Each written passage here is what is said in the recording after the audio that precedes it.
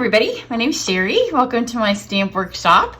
I'm going to do another card in my series today that features some of the designer series paper that is on sale in July from Stampin' Up. But before I get going, I thought I would show you this because most of you are never going to get to see it on a finished card. But those of you that are participating or did participate, depending on when I get this up, in my summer retreat, when I do a retreat, like we have some focused stamp sets, and those are the ones that I use during the retreat and all the tutorials are for. But I realize not everybody has all the sets or wants to buy all the sets. So then at the end of the retreat, I take the supplies, and there's 12 cards. So I pick 4, and it's just kind of random. But I just pick 4 supplies. And so exactly what would be on that card, I just take something else and I make something else with other sets, just to give people ideas if they don't have the set that we use in retreat, how to switch it up for what they might have. So I made this. I don't know if you can see it here. Maybe if I put it on this, it'll show up better. So we did a lot of the ink transfer technique in the retreat. And so this is going to appear on one of their alternates. I didn't finish the card, so I could show you this because I feel like all of my cards in an event are for the people that do the event. Sometimes I give you a sneak, and I'm going to give you a sneak in just a second of one of my past classes. But if you're in the retreat, get ready for this. It was so pretty. I thought, oh, this could be an actual class or a video, but it's just a card. It's just a sample.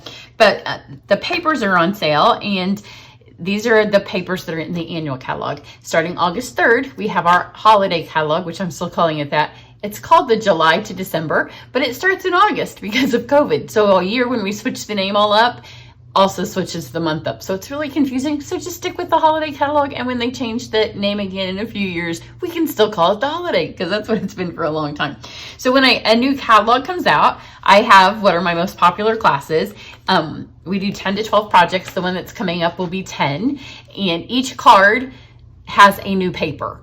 And I try to get as many pieces of the paper on one card as I can on all of them. So every card has a new paper, a new ribbon, and a new embellishment. And then some of them have new punches or a new die or something else that I add on for you. We can't send stamped images when we do a class, so there's no stamps and there's no stamping in the class. You don't need to have a die cut machine, but you get all the supplies and all the videos, and then you follow along. And it's called a try it class because then you get to try all of the new stuff in the catalog. Not everything, but I mean all the new papers, and see all the new ribbons, all the new embellishments before you place that first order.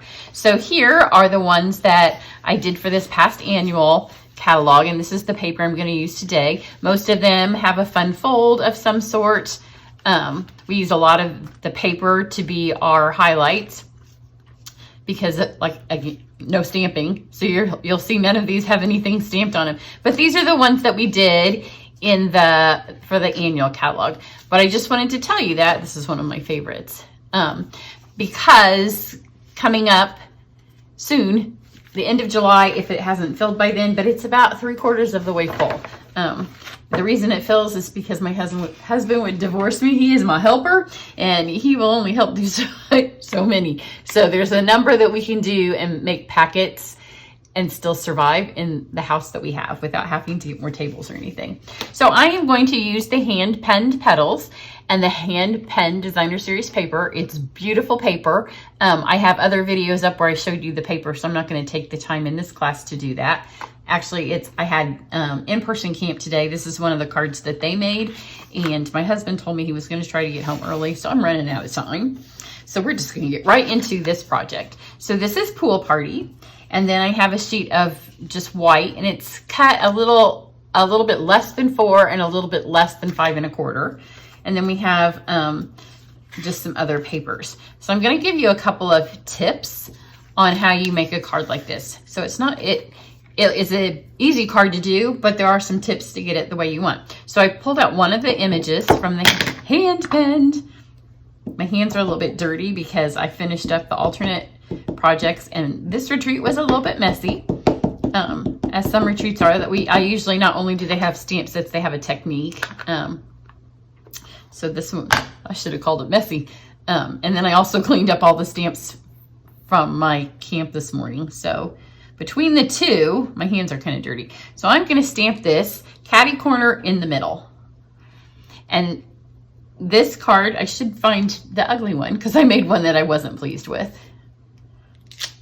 So we've got that. Now let's do all of our die cutting. So for the die cutting on this, we are going to use, the hand pen does have dies. We're not using those though. We're using something else. So I have the new tag essentials, tag basics, tag something. So I'm gonna do this white one up here. Send that through on that one. And then I have these pieces of the hand pen paper. And you can see this one is front and back. So I'm gonna put 2 because when you do dies that are not super intricate, you can do up to about 4 pieces of designer series paper, 2 pieces of cardstock. You can kind of mess with it as I do when I do my try it classes, because when I send out hundreds of dies pre-cut to people, then I want to make sure that I cut as few times as possible.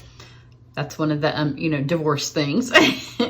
He wouldn't really divorce me over it, but it is a lot of work.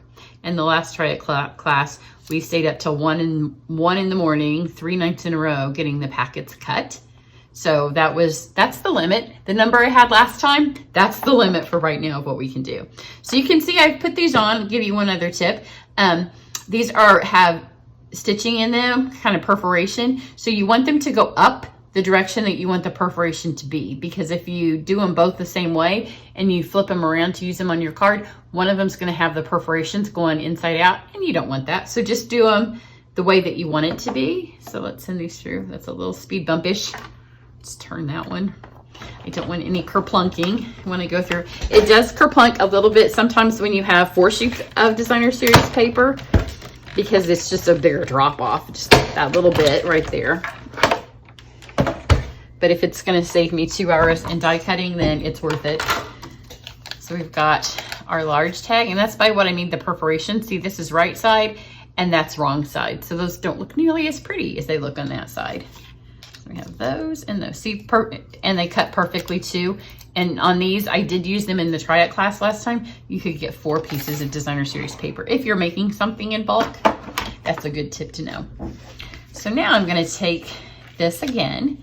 And this is a technique that you could do with your Stamparatus if you want, or if you're cheating like me and you don't want to get the Stamparatus out and you have a photopolymer stamp set, then it works. The reason you need photopolymer, 1, is that you can see through, and 2, it also does that what sometimes can be irritating thing where it sticks to the paper. We want it to stick to the paper on this. So just line this up. I might have to get my hair in it. So line it up just so it looks like that, and then just barely lay it on your paper. You know it sticks, and I don't have any scrap. I wasn't thinking this through. I was trying to get done hurry because when my husband gets home from work, I don't know if your husbands are the same way. You never know what he's going to say when he walks in the door, and I didn't take time to tell him I'm filming. So now we press that down. But because it's photopolymer, I was able to line it up. And because it's photopolymer, it sticks to the paper. So now we have that. If you are using it with a red rubber stamp, this same kind of technique, then you will have to do it with a Stamparatus to match that up. Because see, now we match it up perfectly there. And then I'm going to send this through. Where did I put it? With a folder, and I'll fast forward until I figure out where here it is, my folder is. So this is, not sure, I think it's the Old World paper. I will have all of the ingredients, the supplies listed below the video. So if you're on YouTube, you can look down there. If you're watching it someplace else, then go over to my website and it will be there. Okay, so now I've put this through, and it just gives the back some fun texture. Otherwise, I thought it looked a little flat. Now I'm going to color these, and I'm going to color super fast. I've been on a little bit of a coloring binge recently. So this does have, if you're not familiar with blends, or if you're still trying to learn how to use them, this is a little bit different than the stuff I have been doing. Let's start with the leaves. I have dark and light mint. This is pretty basic how you use blends. So I'm going to start with the dark. And any place where there's these shaded lines on my leaves, I'm just gonna kind of add some shading, and then I'm gonna do my stems, and this is in the dark mint. Now let's go to light mint. And everybody today at camp was squeaking because they've learned from me, so we all squeak. But if you go in circles on your second color, then it kind of gets those lines to disappear. And it's not because my blends are empty. It's not because they're dried up. I don't need to order new ones. Some of them are brand new. People always, if I don't explain why my blends are squeaking, people give me all kinds of tips to fix it. And it's not broken. It's the way I like to do it because it goes so much faster to get those lines away if you push a little hard and go sideways in opposite direction. So in all directions from where you put that dark color on there. So there's our dark. You'll be able to see it a little bit more when I move to the heather. So I have dark and light heather. I'm gonna go down here in the tips of most of this flower.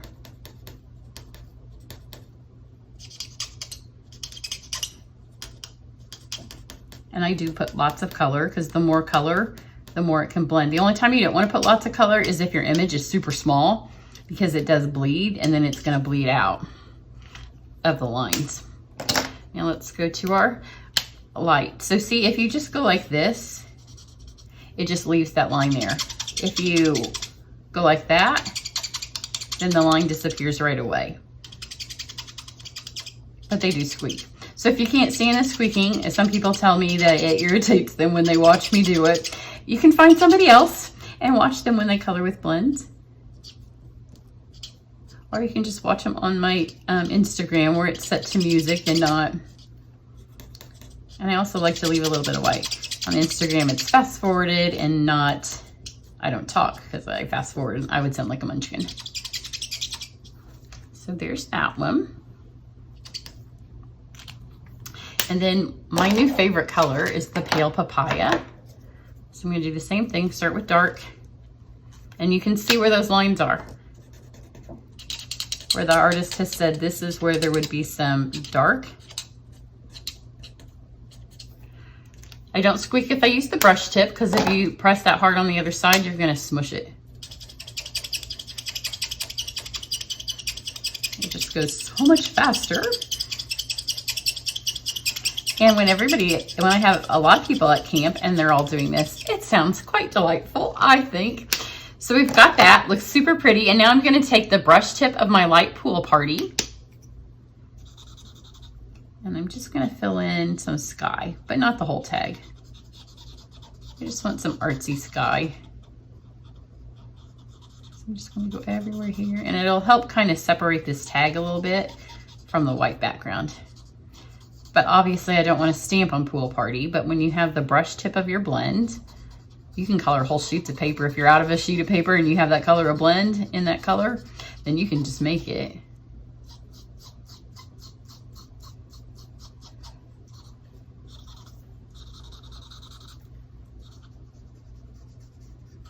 Get a little bit darker up here in between the,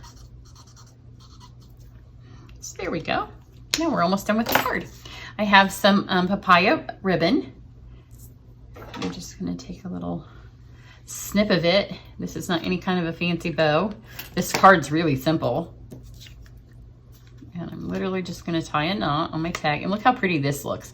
When I flipped it over, you know, we do no line watercolor where you stamp something real light and then you color it in. You can practically do no line painting if you paint a little color just a little bit longer with your blends. And just flip the side over and use that one. I'm just gonna tie a knot.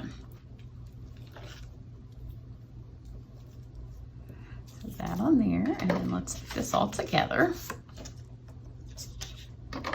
Because my paper has gone through a deep 3D dynamic embossing folder, I think it works better to put your adhesive on the flat cardstock because sometimes it rips this just because the cardstock's been a little bit messed with.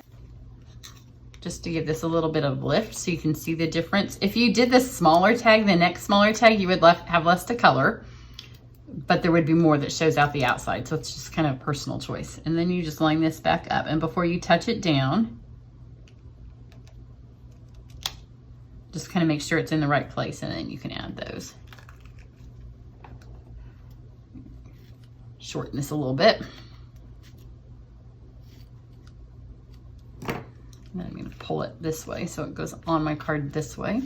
And then let's go over to our tag. So here's our two big ones. And we know what direction they need to go. It's going to be like this. And again, because that is embossed, I'm going to put my adhesive on here. And then you need to look how far it is from this edge and do it over here, because this may not quite be center.